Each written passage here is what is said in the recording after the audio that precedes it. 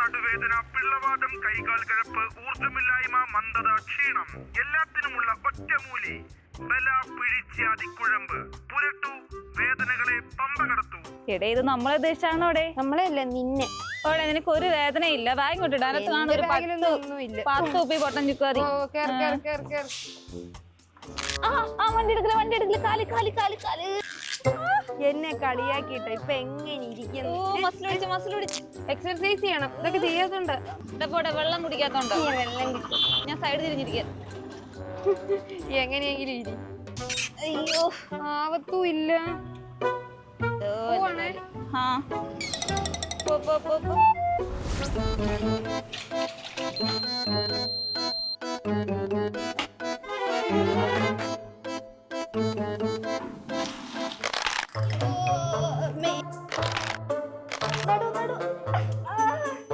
എടേ ഈ ആവാത്തവരൊക്കെ എന്തിനാടേ ഈ പണിക്ക് പോകുന്നത്? എവിടെ ഇവിടാണ്?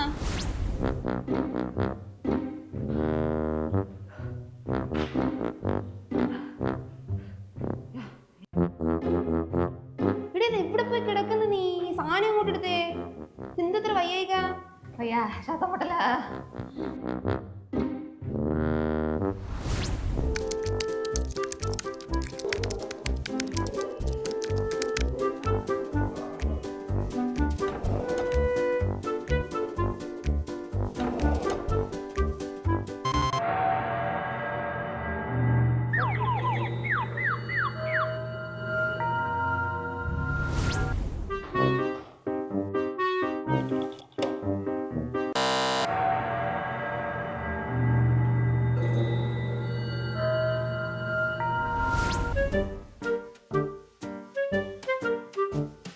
ചേട്ടാ ഒരു കൊട്ടൻ ചുക്കാതി തൈലം, മുറിവെണ്ണ, ദശമൂല അരിഷ്ടം, പിന്നെന്താ കുറുന്തോട്ടി കഷായം, അരവിന്ദാസവം, പിന്നെ ഇതെല്ലാം ആർക്ക് വേണ്ടിട്ടാ?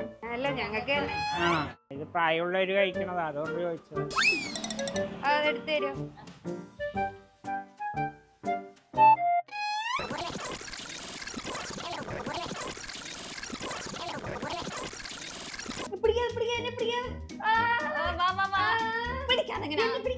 ആശുപത്രി പോകണ്ടേ? പതുക്കെ നടക്ക് നടക്ക് നടക്ക്. പതുക്കെ പതുക്കെ. ഈ ബാല്യകാലത്തെ അല്ലെങ്കിൽ കൗമാരപ്രായത്തിലെ യങ് ഏജ് ഗ്രൂപ്പിലൊക്കെ വൃദ്ധരായോ വാർദ്ധക്യത്തിലേക്ക് കടന്നൊന്ന് സംശയം തോന്നുന്ന രീതിയിലുള്ള അവസ്ഥയാണ് അവർക്കുള്ളത്. ഈ നിർജ്ജലീകരണം ഒരു വലിയ പ്രശ്നമാണ്. വേണ്ട രീതിയിൽ 2 ലിറ്ററെങ്കിലും സാധാരണഗതിയിൽ ഒരു മോഡറേറ്റ്ലി ചലിക്കുന്ന ഒരാൾ 2 ലിറ്ററെങ്കിലും കഴിക്കേണ്ടത്, 2-3 ലിറ്റർ വെള്ളമെങ്കിലും കുടിക്കേണ്ടത്. അതുപോലെ തന്നെ ഇമാസിയേഷൻ ഒരു വലിയ പ്രശ്നമാണ്.